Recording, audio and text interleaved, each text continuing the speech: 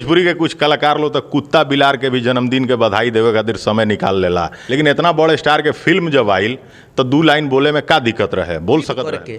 लोग हमारा के कई तरह से कहल कि किस एंगल से हीरो लगता है। मतलब लोग चाहल से दीपक दिलदार के फिल्में से निकलवा दिया। अरे बहुत तरह से इतना लोग चाहल है टेबल पर कि टेबल पर से फिल्म हटवा दिया हमार, मतलब फिल्म जब बिके जाता है। हाँ, अरे हटाइए हटाइए, तरह तरह के बहुत कठिनाई झेल के पिक्चर के रिलीज कर, लेकिन बेवफा तोहरे चलते प्यार में बदनाम हो गईनी हो। अरे कहाँ बितवला ना तुरतिया, कहाँ बितवला ना कीमतिया मरलस कौन सतिया रतिया, कहाँ बितवला कि हमनी के पूरा भोजपुरी समाज अपन हो, परिवार हो, जे भी कलाकार बा सब लोग अपन परिवार हो। सबका के अपना से कुछ उठा नहीं की धैले, सबका के हम सूचना देले बनी, चाहे पवन भैया होखी चाहे खेसारी भाई होखी, ऐसा बात नहीं कि हम अपना कर्तव्य निभा दिले बनी, बट केहू मैंने केहू सूचना कहीं से नहीं आइल है। मैंने पवन खेसारी एकदम सपोर्ट ना कैले। अब 2 शब्द ना। नमस्कार, मैं किशन कुमार हूं और आप देख रहे हैं अपना आउट। मेरे साथ जो शख्स बैठे हैं, आप इन्हें भोजपुरी के सिने स्टार लोक गायक दीपक दिलदार के नाम से जानते हैं। इन दिनों खास चर्चा में हैं क्योंकि अभी रिसेंट टीवी पर भोजपुरी सिनेमा चैनल पर इनकी फिल्म ड्रामेबाज दामाद चल रही थी। कल शाम 7 बजे भी, आज सुबह 10 बजे भी बहुत ज़्यादा टीआरपी मिली, यानी कि घर घर की पसंद बने हुए हैं दीपक दिलदार साहब। एक पारिवारिक फिल्म लेके आए हैं ड्रामेबाज दामाद, और भी कई सारे बिंदुओं पे बात होगी। फिलहाल मेरे साथ मौजूद हैं, वीडियो में लास्ट तक बने रहिएगा। सबसे पहले स्वागत है दीपक जी। सबसे पहले इस चैनल अपना वुड के माध्यम से जितने लोग देख रहे हैं, चाहे जितना लोग देखतनी, सबके हम प्रणाम।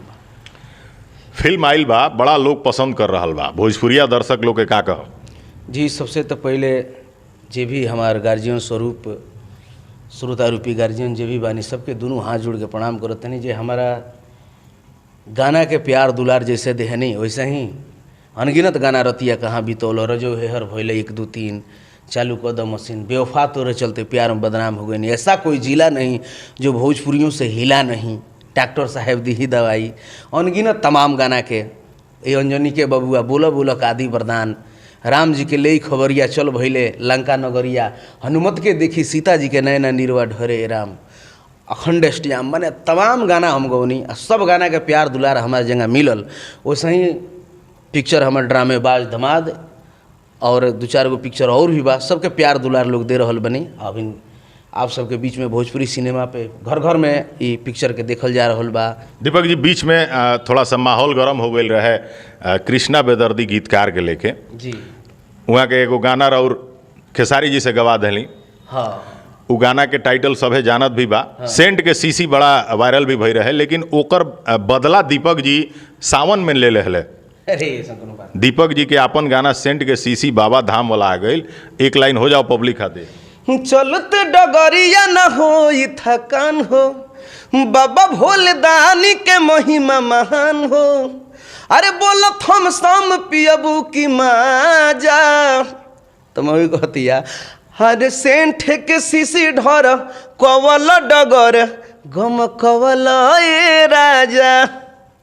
क्या बात है, ये एक शानदार गाना बोलबम का भी आया है, यूट्यूब पे अवेलेबल है, आप उसको जा करके सुन भी सकते हैं। कई सारे को एक्टर लोग बधाई दहलस, लेकिन बड़ स्टार जी जेकरा के कहल जाला, दीपक दिलदार हमेशा कहले कि हम एगो छोट कलाकार हैं। अच्छा के बात बा, इरा और बड़प्पन बा, लेकिन दीपक दिलदार एगो बहुत बड़ा नाम है भोजपुरी के चाहे वाला खातिर।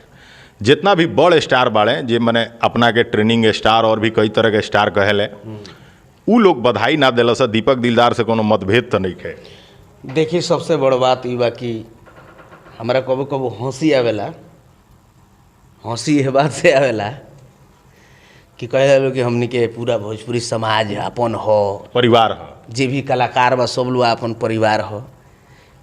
हंसी आवेला, खैर कोनो बात ना। और सबका के अपना से कुछ उठा नहीं की धैले, सबका के हम सूचना देले बनी, चाहे पवन भैया होखी चाहे खेसारी भाई होखी चाहे जे भी बा स्टार, सबका के हम बोलले बनी कि 2 शब्द रुआ लो बात के रखी, ऐसन बात नहीं कि हम अपना कर्तव्य निभा दिले बनी, बट केहू मैंने केहू सूचना कहीं से ना आइल है। माने पवन खेसारी एकदम सपोर्ट ना कैले। अब दू शब्द ना बोलनी लो, अब खैर हो सकेला वहाँ लोग के टाइम ना मिलल लोग के, लेकिन हम अपन काम कह दिल रहनी कि वहाँ लोग ना कहीं कि दीपक हमरा के पूछ ले। लेकिन भोजपुरी के कुछ कलाकार लोग तो कुत्ता बिलार के भी जन्मदिन के बधाई देवे खातिर समय निकाल लेला कि फलानवा के कुत्ता के जन्मदिन के बधाई होखे, लेकिन इतना बड़े स्टार के फिल्म जब आइल तो 2 लाइन बोले में का दिक्कत रहे, बोल सकत रहे लोग। अब कोनो बात ना, टाइम ना होई चाहे कहीं अस्त व्यस्त होके में लो, हम का कह सकत नहीं, कोनो बात ना। हमार चाहे वाला श्रोता रूपी गार्जियन बानी, सबके प्यार बा। अरे हम कबो सपनों में ना सोचल नहीं कि हमहू टीवी पर चाहे हमहू पर्दा पर चाहे हमरो गाना बाजी, लेकिन सबरे धन संतोषे बेटा हमार लक्ष्य जवन रहे तो धीरे धीरे पूरा होता और माई थावे वाली के सदैव कृपा बन रहा। पहले किशन भैया हम 2 शब्द कहें अपना वो प्रोड्यूसर खातिर, जो हमरा पे इतना भरोसा करके उम्मीद करके लोग हमारा के कई तरह से कहल कि किस एंगल से हीरो लगता है। मतलब लोग चाहलस जे दीपक दिलदार के फिल्में से निकलवा दिया। अरे बहुत तरह से इतना लोग चाहल है टेबल पर कि टेबल पर से फिल्म हटवा दियल बा हमार। मतलब फिल्म जब बिके जाता है। हाँ, अरे हटाइए हटाइए, तरह तरह के बहुत कठिनाई झेल के पिक्चर के रिलीज कर, लेकिन धन्य प्रोड्यूसर बानी, निर्माता बानी, निर्देशक बानी, जो बोली तरह तरह के लोग बोलल किस एंगल से हीरो लगता है, क्या देखे उसमें, इतनी जलन है लोगों को, बाप रे बाप। ये बड़ा के खींचा यह बा कि लोग अपना खुशी से जितना खुशी नहीं खे उतना लोग दूसरा के दुखी देख के खुशी बा, लोग चाहते नहीं खे। दीपक दिलदार के कामयाबी से पब्लिक तो दुखी ना भइल हुई, इंडस्ट्री के लोग हुई। अरे महाराज बहुत तरह तरह के लोग, अभी भी फेसबुक पर जब मैं डालता हूँ उसमें तरह तरह के कुछ लोग हैं, तरह तरह के बातें डालते हैं लोग मनोबल तोड़ने के लिए। कोनो मतलब बा? हम यही खातिर पैदा ले बनी, ई कोनो जरूरी बा? हम यही खातिर पैदा ले बनी, वो आवे वाला दिन में वो हम अपना मेहनत के बदौलत अपने आप पे और वर्क करब, अपने आप के और निखारब।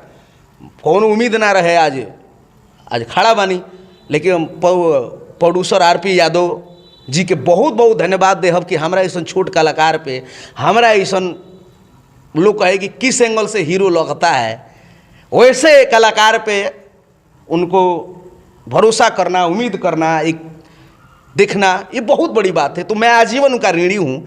मैं पूरे आपके सामने किशन भैया बोलता हूँ कि जब भी मेरे को याद करेंगे, चाहे जब भी वहाँ की ज़रूरत पड़े हमारा खातिर, तो दीपक दिलदार पहले खड़ा मिली है। काहे से कि हमारा जीवन में इतना बड़ा पिक्चर पहली बार आरपी यादव जी बनौले बने डॉक्टर साहब, और निर्देशक ये मायराज जी, लेखक एस के चौहान जी। एस के चौहान एक बड़े राइटर बने, डायरेक्टर साहब ये मायराज बानी, वहाँ के तो बहुत बड़े नाम बाटे। खेसारी लाल यादव के भी वहाँ के आतंकवादी फिल्म कैले रहनी, और भी कई सारा फिल्म कैनी जौन बहुत बड़ा सुपर हिट रहे। ये अंत में आपके हिट गाना में से 2 लाइन हो जाओ। ये वो गाना दिल के करीब रहल बा, आज भी स्टेटस, आज भी सब कुछ लोग लगा रहल बा। किशन भाई शायद कहीं ना कहीं राउरो फेवरेट ही गाना बा। बेवफा तोहरे चलते, बेवफा तोहरे चलते प्यार में बदनाम हो गईनी हो,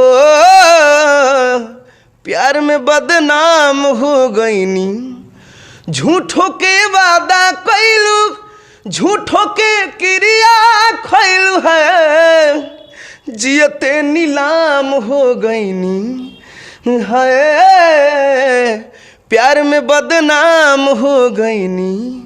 क्या बात है, ये थे दीपक दिलदार साहब, भाई साहब भोजपुरी के जाने माने सिने अभिनेता, लोक गायक। अभी इन दिनों इनकी फिल्म बहुत ज़्यादा ट्रेंड में चल रही है, ड्रामेबाज दामाद। तो ऐसे दीपक दिलदार जी के इस फिल्म को आपने तो बहुत सारा प्यार दिया ही, और सारे गाने भी आ रहे हैं, उन सबको भी प्यार दीजिए। और दीपक दिलदार जैसे कलाकारों को जब सपोर्ट करेंगे तो बेहतरीन गायकी के साथ साथ शानदार फिल्में भी आपको देखने को मिलती रहेंगी। तो ये थी दीपक दिलदार और हमारी बीच की बातचीत, कैसी लगी कमेंट करके बताइएगा।